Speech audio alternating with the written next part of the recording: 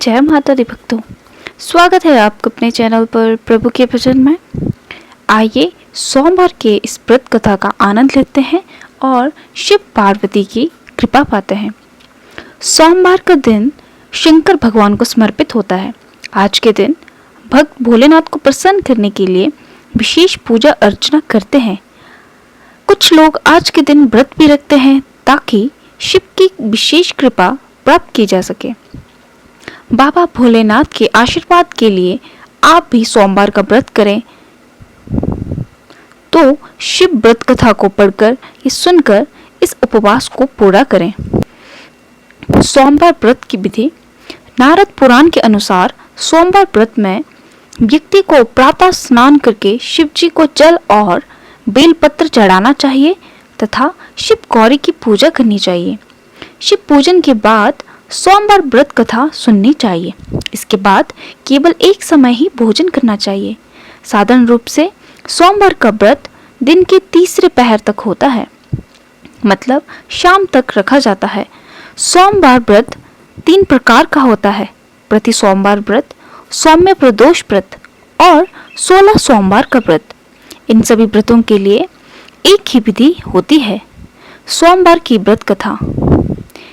एक समय की बात है, किसी नगर में एक साहूकार रहता था।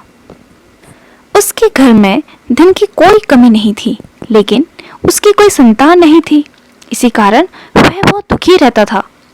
पुत्र प्राप्ति के लिए वह प्रत्येक सोमवार व्रत रखता था और पूरी श्रद्धा के साथ शिव मंदिर जाकर भगवान शिव और पार्वती जी की पूजा करता था। उसकी भक्ति देखकर एक दिन माता पार्वती प्रसन्न हो गई और भगवान शिव से उस साहूकार की मनोकामना पूर्ण करने का आग्रह किया। पार्वती जी की इच्छा सुनकर भगवान शिव ने कहा कि हे पार्वती, इस संसार में हर प्राणी को उसके कर्मों का फल मिलता है और जिसके भाग्य में जो हो उसे भोगना ही पड़ता है। लेकिन पार्वती जी ने साहूकार की भक्ति का मान रखने के लिए उनकी मनोकामना पूर्ण करने की इच्छा जताई। माता पार्वती के आग्रह पर शिवजी ने साहूकार को पुत्र प्राप्ति का वरदान तो दिया, लेकिन साथ ही यह भी कहा कि उसके बालक की आयु केवल 12 वर्ष होगी। माता पार्वती और भगवान शिव की बातचीत को साहूकार सुन रहा था। उसे ना तो इस बात की खुशी थी और ना ही दुख था। पहले की भांति शिव जी की पूजा करता रहा। कुछ समय के बाद साहूकार के घर एक पुत्र का जन्म हुआ। जब वह बालक 11 वर्ष का हुआ तो उसे पढ़ने के लिए काशी भेज दिया गया। साहूकार के पुत्र के मामा को बुलाकर उसे बहुत सारा धन दिया और कहा कि तुम इस बालक को काशी विद्या प्राप्ति के लिए ले जाओ और मार्ग में यज्ञ कराना। जहां भी यज्ञ कराओ वहां ब्राह्मणों को भोजन कराते और दक्षिणा देते हुए जाना। दोनों मामा भांजे इसी तरह यज्ञ कराते और ब्राह्मणों को दान दक्षिणा देते काशी की ओर चल पड़े। रात में एक नगर पड़ा जहां नगर के राजा की कन्या का विवाह था, लेकिन जिस राजकुमार से उसका विवाह होने वाला था वह एक आंख से काना था। राजकुमार के पिता ने अपने पुत्र के काने होने की बात को छुपाने के लिए एक चाल सोची। साहूकार के पुत्र को देखकर उसके मन में एक विचार आया। उसने सोचा, क्यों ना इस लड़के को दूल्हे बनाकर राजकुमारी से विवाह करा दूं। विवाह के बाद इसको धन देकर विदा कर दूंगा और राजकुमारी को अपने नगर ले जाऊंगा। लड़की को दूल्हे के वस्त्र पहनाकर राजकुमारी से विवाह करा दिया गया, लेकिन साहूकार पुत्र बड़ा ही ईमानदार था। उसे यह बात न्याय संगत नहीं लगी। उसने अवसर पाकर राजकुमारी की चुन्नी के पल्ले पर लिखा कि तुम्हारा विवाह तो मेरे साथ हुआ है, लेकिन जिस राजकुमार के साथ तुम्हें भेजा जाएगा वह एक आंख से काना है। मैं तो काशी पढ़ने जा रहा हूँ। जब राजकुमारी ने अपनी चुनरी के पल्ले पर लिखी बात पढ़ी तो उसने अपने माता पिता को यह बात बताई। राजा ने अपनी पुत्री को विदा नहीं किया, जिससे बारात वापस चलेगी। दूसरी ओर साहूकार और लड़का और उसका मामा काशी पहुंचे और वहां जाकर उन्होंने यज्ञ किया। जिस दिन लड़की की आयु 12 साल की हुई उसी दिन यज्ञ रखा गया। लड़के ने अपने मामा से कहा कि मेरी तबीयत कुछ ठीक नहीं है। मामा ने कहा कि तुम अंदर जाकर सो जाओ। शिवजी के वरदान कुछ ही देर में उस बालक के प्राण निकल गए। मृत भांजे को देखकर उसके मामा ने विलाप शुरू किया।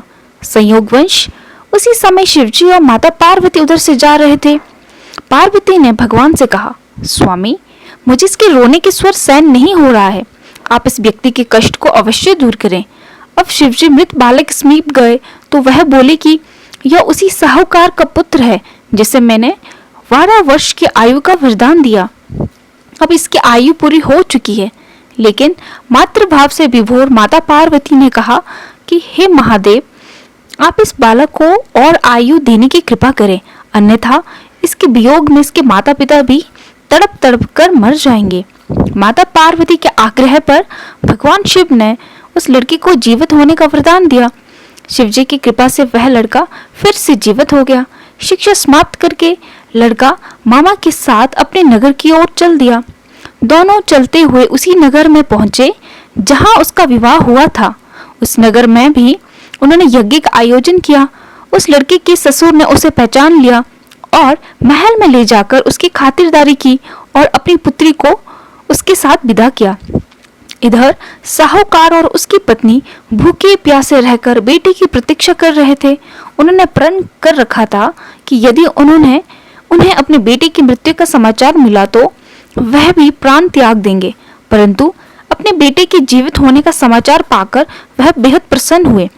उसी रात भगवान शिव ने व्यापारी के स्वप्न में आकर कहा, हे श्रेष्ठी, मैंने तेरे सोमवार के व्रत करने और व्रत कथा सुनने से प्रसन्न होकर तेरे पुत्र को लंबी आयु प्रदान की है। इस प्रकार जो कोई सोमवार व्रत करता है, यह कथा सुनता है, पढ़ता है, उसके सभी दुख दूर होते हैं और समस्त मनोकामनाएं पूर्ण होती है। अंत में सोमवार व्रत कथा यही समाप्त हुई। सोमवार के व्रत में शाम को क्या खाना चाहिए? दोपहर में या शाम के नाश्ते में भूख लगने पर सेब, केले, अनार, तरबूज, खीरा या आम जैसे फलों का सेवन कर सकते हैं। ये फल शरीर में पानी की कमी को पूरा करते हैं। ड्राई फ्रूट्स भी खा सकते हैं। हालांकि व्रत में खट्टी चीजों का सेवन वर्जित माना जाता है। साथ में आप इस बात का ध्यान रखें कि आप सोमवार के व्रत में हम मौसमी फल जैसे आम, केला, सेब आदि खा सकते हैं, परंतु तरबूज या खरबूजा नहीं खाना चाहिए।